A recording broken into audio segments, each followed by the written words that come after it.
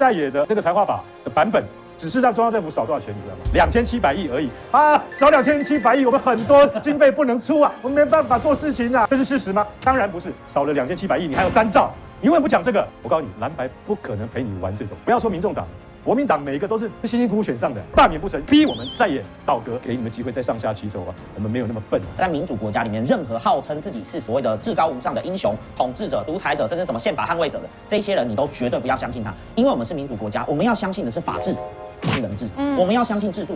那今天这个制度可以被滥用的时候，我们的在野党就有责任跟义务挺身而出。执政党内也全部都赞同赖清德吗？没有啊，林卓水跟柯建铭不是出来讲了吗？行政院没有不附属的空间啊。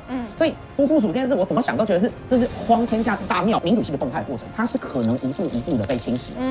希特勒不就是这样子？